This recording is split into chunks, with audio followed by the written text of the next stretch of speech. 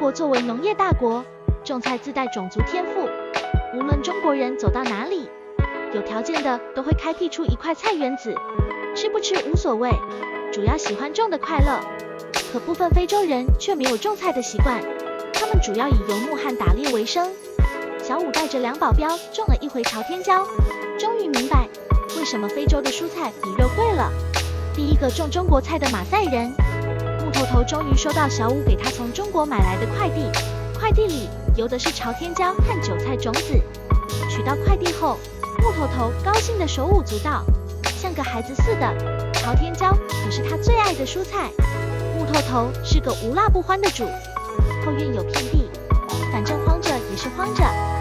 小五决定带着2保镖去翻翻土，画出一块来种木头头最爱的朝天椒，一块再种上韭菜。为什么选择种些韭菜？那是因为吃完一茬还有下一茬，形式等朝天椒长出来，木头头想吃就可以直接上地里来摘，方便。荒地在院子墙角处，长时间的暴晒和人为踩踏，让土面又结实又板硬。毫无种菜经验的木头头和马提亚斯还不知道一会翻地得有多费力。这会图新奇，扛着工具到处蹦踏，木头头扛着锄头，马提亚斯扛着铁锹，两人还以为跟玩一样，高高兴兴朝着荒地蹦去。小五授课如何种地，中国人在种菜这一方面绝对自带种族天赋。小五先给2保镖示范土要怎么翻。小五拿着锄头，整个腰成90度下弯，全身力气集中到锄头上，一锄头挖下去，却响起不安的一声。第一锄头土虽然刨开，但土质太板，挖的时候还弹手，一锄头一个断，干活都自带乐队，这也冲淡了挖不动的累。不把土挖松、挖透，种子撒下去也是白搭，出不了芽。这土太硬了。小五跟马提亚斯换了铁锹，铁锹受力点集中，刨土要省力些，一铁锹下去，土总算刨下去了点。马提亚斯在旁边观摩，感觉自己会了，便抢在木头头之前从小五手上接过铁锹。果然，壮汉一出手就知有没有。马提亚斯挥舞着铁锹，每一锹落下后都能深挖进土层。随着马提亚斯这一下接一下的挖，荒地总算被刨松了一角，露出一片新鲜土壤。看着马提亚斯干得热火朝天，木头头也加入了进去。可两人一对比，明显就能看出马提亚斯比木头头干活利索。木头头挥着锄头挖下去，每锄头都是让土层破点皮，完全没挖到土层里去，挖不好就分工合作。马提亚斯在前面挖，木头头在后面2次加工，用锄头把大的泥块敲碎。晚上夹鸡腿，看着马提亚斯抡起胳膊干，实在辛苦。老板小五决定晚上夹鸡腿，一听有肉，马提亚斯立马变成上足发条的小马达，胳膊抡得更圆了。此时的荒地已经有一小部分被整理了出来。短暂的歇息后，马提亚斯抡起锄头继续干。有了鸡腿的诱惑，马提亚斯刨起土来变得更有劲，一铁锹下去，直接敲起一大块土。总算把地刨好了，但还不能下种，得再过滤一次大块的泥土，必须都敲碎才行。准备工作都做好后，小五开始教2保镖一排排挨着挖坑。听话听半截的木头头就只听到挖坑，锄头几起几落，地里就出现几个歪来扭去的耗子洞。这坑真丑，过了不关，推翻重来，一个坑一个坑排成一列，这样看起来才美观。看着木头头干活，小五也是操碎了心，赶紧让他重新挖。坑挖好后，就是去撒上一层草木灰当肥料。这草木灰可是个好东西，种过韭菜的人就知道，割了一茬韭菜后，在韭菜桩上撒些草木灰，既能杀菌、消毒、抑制病虫害，还可以当做肥料，促进断茬韭菜生长。刚开始没找到感觉，木头头拿着一块小麦片，一点一点传着草木灰，一个坑得送3回草木火才够。这般精致的干活太不符合勇士的气质，木头头果断丢了木片，拿起锄头，一锄头一锄头的运，果然省事多了。小孩子心性的木头头只顾着自己撒草木灰，完全不管风从哪边来。结果站在木头头对面的小五吃了一嘴的草木灰，全部我这来了。准备工作完成后，就开始下种子，为防有空心或者坏种。小五决定一个坑放3粒种子，木头头负责丢种子，马提亚斯负责埋土。多吃几年饭就是不一样。马提亚斯埋土是直接上脚，几下就把坑给埋好。这年长的就是比小的干活有灵性，在非洲种地也是很赚钱的。非洲雨水充足，很多土地都很肥沃，所以才会有那么多的中国人来非洲种地。要知道，中国的大白菜在非洲可是好几10块钱一颗，地种得好，一样赚钱。剩下一步就是浇水。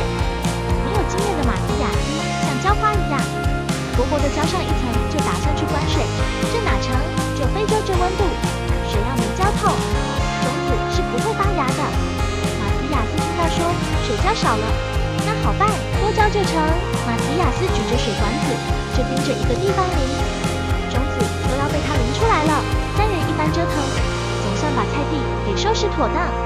这种子刚下地，木头头就开始畅想朝天椒的美味。话说小五这波操作，种子能发芽吗？草木灰里含碱，直接和种子下一起，确定不会发热导致烧坏种子吗？菜地也没沟个排水沟，遇上下雨，菜地怎么排水？至于结果怎么样，再等等，老天会给答案。炖猪大骨，中国朝天椒离吃还早，但现在可以先安排一餐中国的猪大骨。作为马赛人，木头头和马提亚斯都没吃过猪大骨，这种食物在他们部落里是没有的。红白相间的猪大骨让2人很是好奇，在小五的指挥下，2人开始生炭、起锅、烧水，先给大骨头着水。就在木头头刚把猪大骨下水里，马提亚斯就过来帮倒忙，一大把盐撒了下去。惊得小五大声喊停，中国可没有着水放盐的习惯，着水的目的只是用来煮出骨头里面的血水。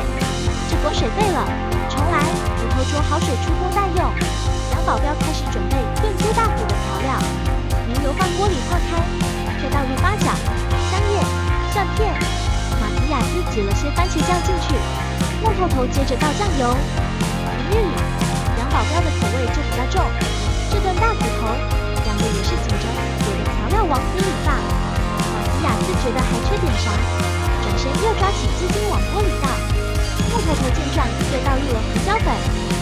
木头头是真大气，炖的猪大骨，但待胡椒粉下锅，小五则晃眼没拦住，胡椒粉就以肉眼可见的速度融到水里。这通下调料，杨保镖是家里有啥调料都往里倒。至于结果如何，好像他们并不在意。最后开始倒盐，木头头这倒盐的动作，直接把小五吓到声音颤抖，卖盐的被你打死了。没看错，木头头倒了半斤盐，这种大菜多做2顿，家里调料就得见底。最后上秘密武器，中国13香，这可以中国人做大菜必不可少的好东西。13香下锅，炒啥都香，调料都到齐后，开炖。好肉配好酒，好肉配好酒，又有了，怎么可以没有酒？小五拿出珍藏的号称中国拉菲的红心二锅头，递给马提亚斯，这可是纯纯的高度白酒。马提亚斯开心地接过二锅头，拧开瓶盖，直接将酒倒在瓶盖里，仰头就是一口闷。白酒辣得他五官都扎到了一起，好喝就得和好兄弟一起分享。马提亚斯顺手就把二锅头递给了木头头，涉世未深的木头头哪体会过社会的险恶，学着马提亚斯的样子也来一口闷，没有意外，白酒辣的木头头直伸舌头。2人的白酒初体验就一个字，刺激。出锅了，捞出骨头，1人1块。这锅大料炖出来的美味把小五吃哭了，半包胡椒粉，半包盐炖出来的肉，猪肉再添有灵，怕是要死不瞑目了。咸的小五只吃了1口，实在舍不得咬第2口。木祖里，好吃。木头头和马提亚斯丝毫没觉得味太重，边啃边夸好吃。肉出锅上桌，正经的大口吃肉，大口喝酒的生活这才开始。二锅头好，就好在辣大过后，全身舒坦。这不，木头头和马提亚斯又一人一袋，满上，整，小杯一碰，一饮而尽，辣，还是辣。两人忙抓起骨头，整口肉先压一压。两个喝酒的表情实在太逗，辣出了表情包。这哪是喝酒，这分别喝的是鹤顶红。三人围坐在小院里，院墙上洒满了斑驳的阳光，微风吹着，树下的木头头和马提亚斯大快朵颐地吃着猪大骨，有风有酒有肉，一派安宁祥和。这大概就是幸福的模样。骨头上炖得不够软烂的地方，木头头拿出小刀，割下来蘸着炖肉汤汁吃，吃的是一脸满足。这是他们第一次吃猪大骨，之前见小五吃过，都不愿意尝试，但今天吃后就一发停不下来。几口大肉下去，木头头和马提亚斯又给自己满上了一杯酒。这生活真是美哉！安排中国火锅，看他们吃猪大骨吃得这么香，小五兴趣来了，打算过几天给他俩煮顿非洲版的中国火锅来吃吃。花了13块钱买了5个大椰子，打算一会用椰子汁做火锅汤底。两保镖在备菜，马提亚斯切牛肉，木头头削土豆。非洲人不像中国人过得那么精致，削土豆用削皮器，非洲人是直接拿刀开削，削好后就在手上切片。对于游牧民族来说，用刀那就是玩，自然不会担心切到手。木头头，去弄个柠檬。谚语有数，就是大气。土地主小五直接招呼木头头去院角的柠檬树上摘颗新鲜果子。马赛人习惯在使用柠檬前把柠檬来回敲一敲，意思是让柠檬变软和捏汁时才容易挤出来。水倒好后，开始下调料。马提亚斯则像盐不要钱似的往里死撒。得，5个椰子白买了，只能把锅里的水倒了重新来过。这次马提亚斯知道轻重，开始一点点试着倒盐，看着倒的差不多，小五赶忙让他收手。水开了，木头头把土豆、牛肉直接倒进了锅里，再把火锅丸子倒下去，菜都下了一大半。几个人才想起火锅料没下，重新来过已经不行了，只能将就这个在锅菜里把火锅底料放下去，一锅乱炖，很快就煮好了。两非洲保镖看着热气腾腾的一锅，怕烫手，不得不拿起一点都不熟练的筷子去夹菜。马提亚斯夹来夹去就是夹不着，于是他想了个折中的法子，用筷子把菜推到锅边，再上手去抓。对于从小就是用手抓食物的马赛人来说，用筷子确实是一种挑战。马提亚斯抓起一颗翻面牛丸，滚烫的丸子在倔强的双手里来回翻滚。马提亚斯抓牢后一口送进嘴里，丸子里滴出的汤汁烫得马提亚斯龇牙咧嘴。第一口刚缓过来，马提亚斯就咬了第2口，又被烫得整个人往后一缩。看着他俩用筷子这么辛苦，小五便拿碗来把菜全盛出来。一大盘菜很快被木头头和马提亚斯干完。木头头看小五啃馒头，也伸手去扯了一块，蘸着火锅汤汁吃了起来。来自中国的小五和马赛人木头头和马提亚斯的饮食习惯完全不同，各有各的偏爱，但这并不影响他们一起去享受生活。看着木头头和马提亚斯大快朵颐地吃他们爱吃的食物，对小五来说，这也是一种享受。能一路同行本就是福气。